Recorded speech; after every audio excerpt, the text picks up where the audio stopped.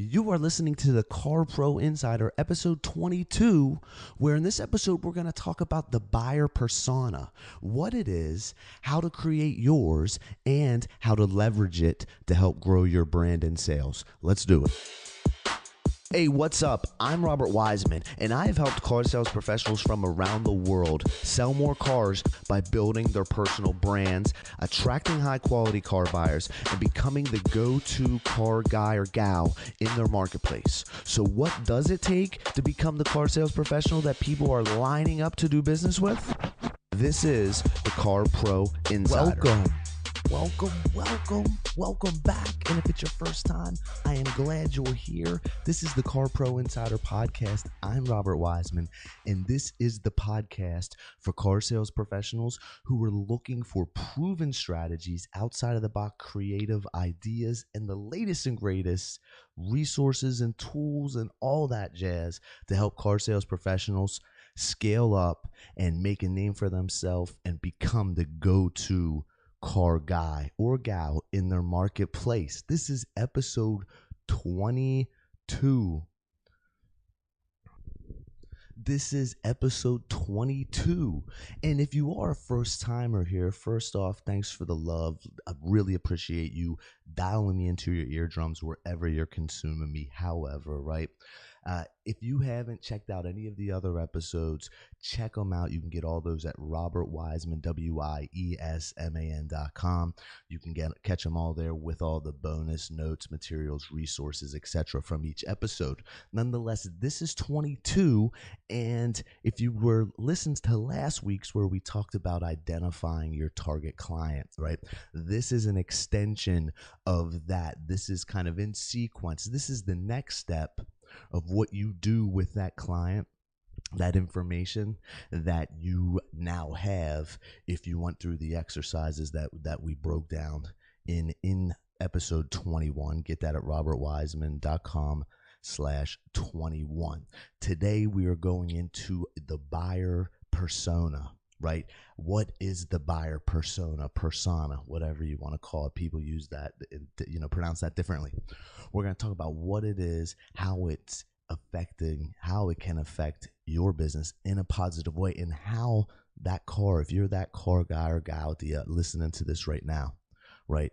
The car salesperson that executes on this, puts this in action, is guaranteed, I'm telling you, to crush it in this industry, to take the time and effort to do this with their branding, right? Like, this is the beating heart of building your personal brand right here. This is the buyer persona, and we're going to jump into what that is and how you can put yours into action, and then how you can leverage it. Let's do it. All right, naturally first, let's talk about what is a buyer persona. That might be what you're asking yourself, man. So just for you, if that's you asking that right now, listen, your buyer persona, it's more than just it's a profile, but more than just a profile of that target client, that wish customer that you would have unearthed doing the lessons that we discussed in episode 21. So go back and get that if you haven't, definitely, because that'll help you tremendously with this. It's a must-do step, but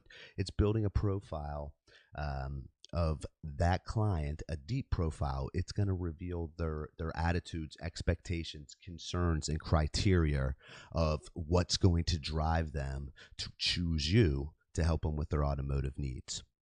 When you've done the intel, right, and you know what your client thinks and what they're looking for to when they're choosing who to do business with, you're going to have a much easier time crafting your brand, positioning your brand and your messaging in the right places and in the right tone, the right language, and saying the right information that addresses your client's needs, concerns, etc. You get what I'm saying? That's what the buyer persona is. Now I want to talk to you. Let's dive into how you create this said buyer persona, right? How you're going to get it. Now it's not a hard exercise by any means, but in fact it can be a lot of work, but trust me when I tell you it will totally be worth it and is crucial to building a successful personal brand, right? I told you in the intro, the automotive salesperson that goes in and does this stuff and then executes on it the right way with his branding and his marketing is going to see the most success. Guaranteed. Now, after you've compiled that list, right, like we did in the past episode where we filtered through a handful of your last customers and separated them to A, B, and C, right? After you've compiled that, you're going to need to reach out to these individuals, right? You're going to have to call them up, and you want to do something possibly even face-to-face via the phone. You could even do it through email, but I highly suggest you do it through a conversation of some such, either be on the phone or even through a chat, Skype, whatever, right? Just some kind of conversation. Now, and especially if you have a relationship with them already, it's going to be a lot easier. You know what I mean? And you are a sales pro, right? Like you can close an individual on helping you out with this, right? They're going to be all about it because you're just going to tell them, make sure you let them know this is about enhancing the experience of working with me and of doing business with me, you answering these questions and you talking to me for just a short time is going to benefit yourself moving forward as well as other people just like you in our community. Boom. You know what I mean? I just came off the top of the head pretty much with that, but that makes sense. But you're going to have to pull the real answers out of them sometimes, right? Sometimes they're going to try to just push off an easy answer, a one-word answer, and not kind of get in depth. And don't worry, I'm going to give you all the questions and examples of all that moving forward. So just chill. I'm just like bringing you up to speed to expect them to kind of not give you exactly what you want from the gate. So don't be afraid to probe and pull it out of them, right? You're a sales pro. You got them to ink up on something for 40 large. You can definitely get them to give you some genuine answers to the questions. You know what I mean? Just again, let them know you're looking to make this to help them be happy and others be happy. You know what I mean? You're no stranger to using phones in this game in car sales, right? I know that you use the phone often, so don't be, it's going to be nothing but a phone conversation. If you can record these conversations, I highly recommend doing so, whether if you're with them in person, just sitting your phone down there. Again, ask for permission, or if you're using Skype or even on the phone call, there's a couple different resources. I'll link to those in the show notes too. robertwiseman.com/22 is where you'll find all of the scripts. I'm going to give you more detailed questions and examples. I'm just going to run through a few of them here in this podcast because I'm all about getting you on and off with something new. You know what I mean?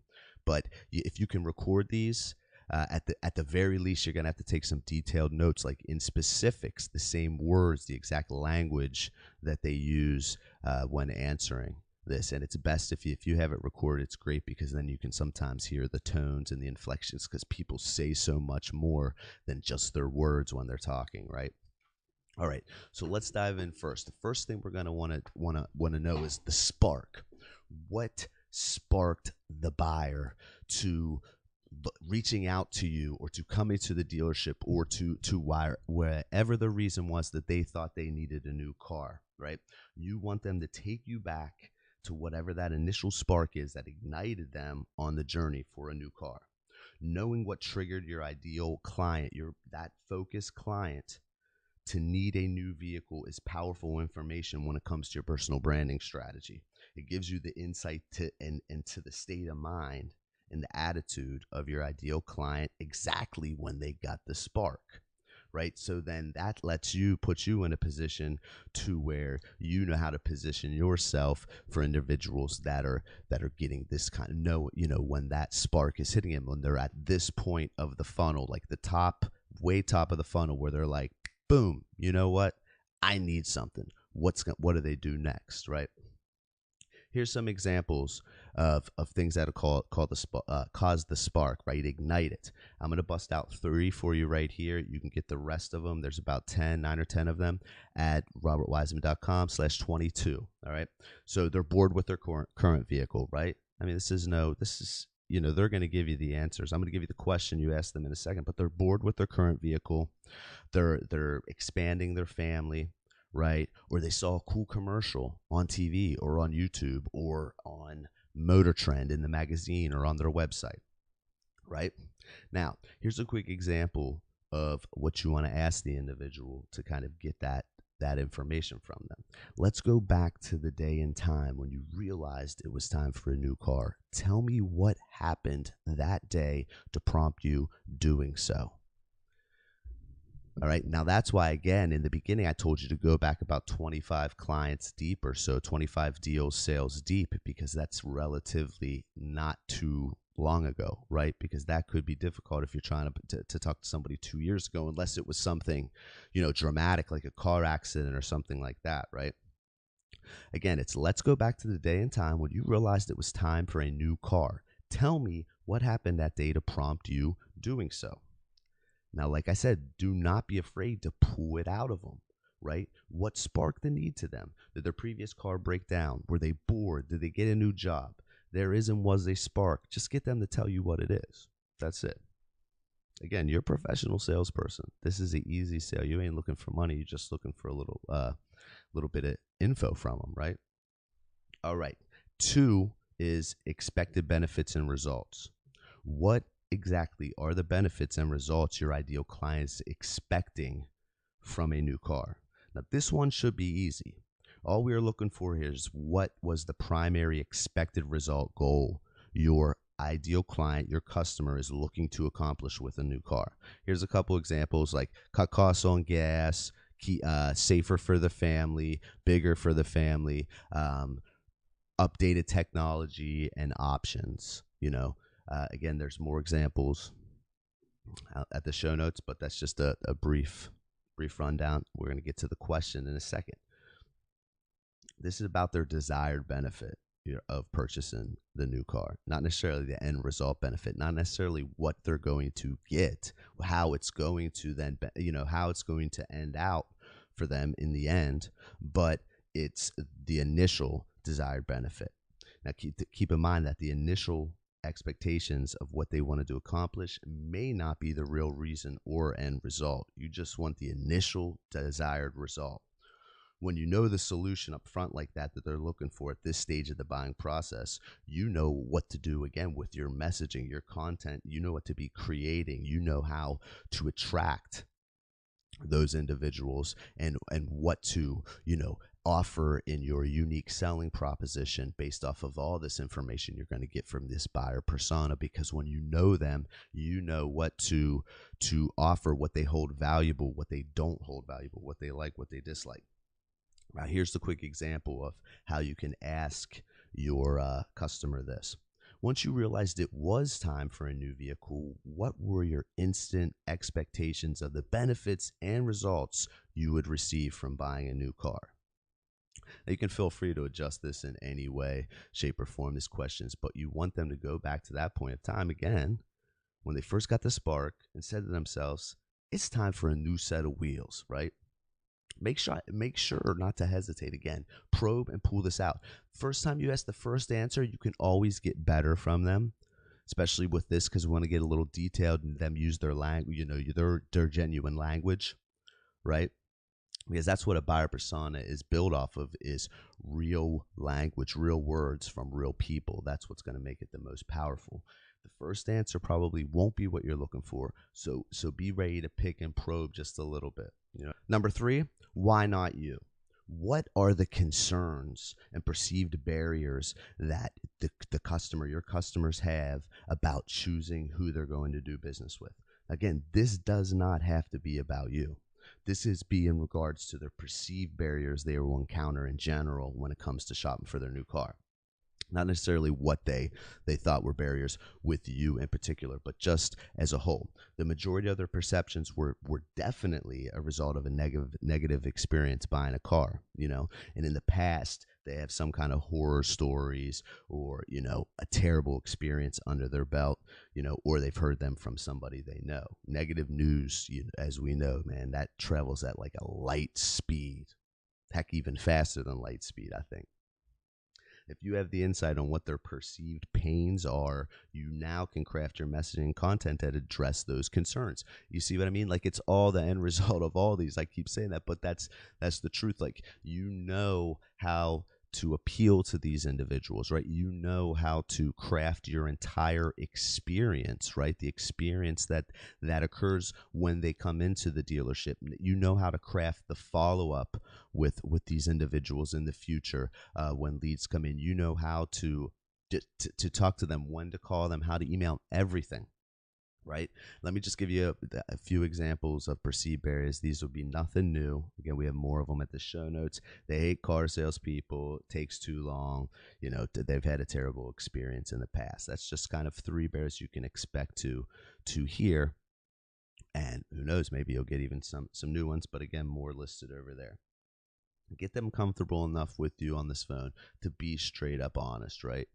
You know, you have to get the information. And this is very powerful, can make your personal brand a monster in your marketplace. So handle the call like a pro and pull the perceived concerns out of them. Now, here's an example of in the question to use. Very simple, very basic, very straight to the point. See, you can feel free to edit as you see fit. When you think about buying a new car, what are the biggest concerns that come to mind? Not just, and reassure them, not just when you're thinking now I know you have no concerns because you're working with me, but in general, in the past, when you were thinking about shopping for a new car, what were the perceived barriers and what did you dread about it? What did you think was going to be conflict and problems? You already have a relationship with this individual, so getting them to open up to you, especially for their benefit, because this benefits them too. You tightening up your whole experience and everything based off of them. Just have to ask professional and be confident. That's it. All right, moving on. Number 4, influential resources and channels.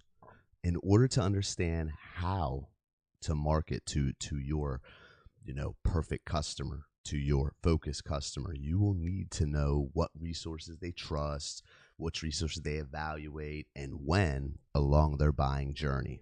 At different levels of a customer's journey, they are trusting and relying on, certain resources like certain websites, certain YouTube channels, certain magazines, etc. for their information and to educate them. Here's just a couple examples. Again, more at the show notes, robertwiseman.com/22, because you hear I try to rip through these things so you can get back to the hustle, put this stuff in action, revisit it later anytime you want. So the examples are, of course, like in Edmunds.com, that these resources only exist in the marketplace because the people are going to get the information somewhere, and the dealers tend to do a very poor job at providing that or building the platforms for that. So in Edmunds.com, MotorTrend.com, like Motor Trend Magazine, the Car and Drivers, things like that. Those are definitely big. I'm gonna throw a new one in the loop, and that's Amazon now, because Amazon is not in the game of slinging cars yet, but they are in the game of slinging information about cars, and information is money, right? Use their trusted resources and know what they're looking at. Like, how I want to know where my customers are and my prospects, the people who are working with me, where they're getting their information, what they're reading. I'm going to know what these sites say about my product, what the reviews that they're giving on the models, how many star reviews, this and that, because I'm also going to leverage it too, especially if they're giving me great responses and great reviews, right? I'm going to leverage that information in my branding and in my marketing. I'm going to link my customers to that, right? Another benefit to knowing the resources and channels is you can gain some direction and inspiration on the type of videos and blog posts and contents you should be creating and what channels to be distributing them on. Because if they're big and hype on watching YouTube channels, if they're telling you they were, watching a bunch of videos on a certain channel where hey, they like to consume video. Maybe they're listening to them on podcasts. Hey man, let me go ahead and break ground in the marketplace and be the only guy with a podcast, right? They'll show you the most effective ways to get in front of your client based off of what they preferred, how they did it prior, right? I'm gonna give you an easy question for this one. Again, adjust as you see fit. It'll be at the show notes also, but What did you do first to identify all your different new car options? Right? In most cases, their response to that will be, I checked out some websites. Well, I'm going to give you the rebuttal to that, because that's what it's going to be. Oh, I went online and looked around a little bit.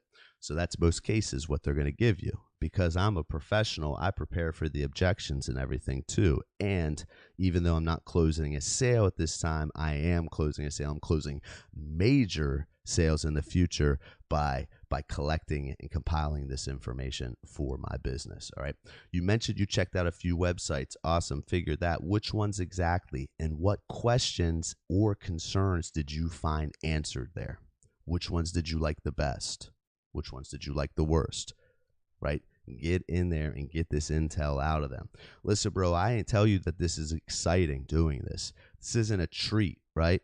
But that's what it's about when you're pushing forward and you're going to be the man or the woman is doing what nobody else is. And this is that. This will get results, right? You want these answers. You want to find out where and how they led to it, what form, what channels they prefer to consume content on. That stuff is gold. Number 5, decision criteria.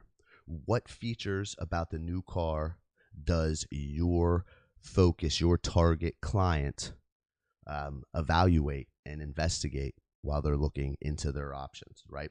What is important to the buyer? What are they weighing out between your product and a competitor's product, right? What are they balancing? What are those hot buttons, we call them? So here's some examples of these. Nothing new, right? But reaffirm. These are answers you're probably going to get because they're most likely. And again, I list more of them over at the show notes, robertwiseman.com/22. All of this will be there in extreme detail. One is warranty, right? Some people are banking on, a longer warranty. The warranty appeals to them. They like the peace of mind. Performance, right? Performance driven. And then, safety, their family, their new family, right? Small family. The safety is important. They want to protect their family. Again, I list more of those over there, but those are kind of answers you're going to get. But you want the real ones. You just don't want to assume, right? You got to get the most genuine and authentic response from them. So you got to be prepared to pull that out again in this same circumstance, because I keep reaffirming that because it's true, and you'll have to. They're never going to really give you what you want the first time out, right? Here's the example of the question that I asked. Feel free to hack it or take it, remix it, whatever works for you. What vehicle features do you evaluate and compare when making your decision on what new vehicle to purchase? I'll give that to you again. What vehicle features do you evaluate and compare when making your decision on what vehicle to purchase? Now, for example, the response is performance or whatever. You want to follow up with a question kind of like this. This is another one that I had more objections with, so I want to give you the way to keep it moving from there. What aspect of performance is the most critical to you, right? That will give you a little deeper bit of insight into it as opposed to performance. Well, what about performance? Is it the way it handles? Is it the power? You know what I mean? Like, get a little bit deeper into that, and that's the information that you need, not just performance, because like every lame-o dealer and OEM is always like performance, using the same language all the time. It gets boring. Not everybody speaks like that, bro. All right. Now, let's move into the conclusion to all this, all right? That was number 5. Final one is just decision criteria. Pretty sure that's self-explanatory.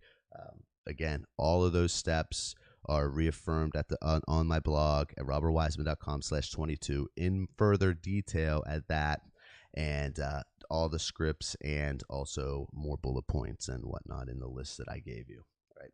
But putting this together, as I said, the person that does this, that takes the time and executes this, that's this professional, that's this serious about being a player in this game, like this becomes the foundation for your brand. It becomes how you're going to craft and how you're going to build a unique selling proposition, a unique value proposition. That's not what you think is important. It's not just there because it's, hey, great service, we put the customers first, this and that, the stuff like everybody does. No, this is going to be one that's going to speak directly to this type of individual that you want more of. The value that you're going to get going through this exercise here is not just in the answers that you get from your customers. It's also in the language and the words that they use to answer them, because then you can use those same words when you're writing your unique value proposition, when you're writing emails, when you're writing text messages, when you're writing Facebook ads, Facebook posts,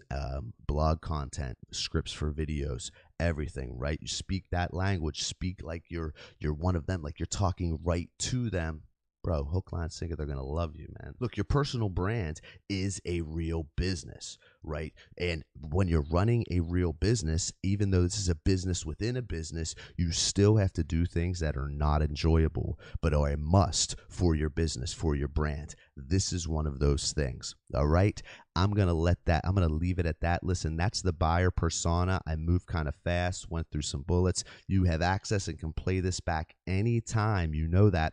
Head over to the blog, robertwiseman.com/22. It's got where I got more detail into this, show you more of the examples I was discussing, and a whole lot of other resources and links over there. So that's that. Listen, I'm so glad you're here. I hope you got some value out of that. Be that guy, that gal that puts this into action. If you haven't executed the exercises or listened to the previous episode where we talk about who you're going to ask this stuff to, right? That's how we filter through that. That's robertwiseman.com/21. Until next time, I'll see you.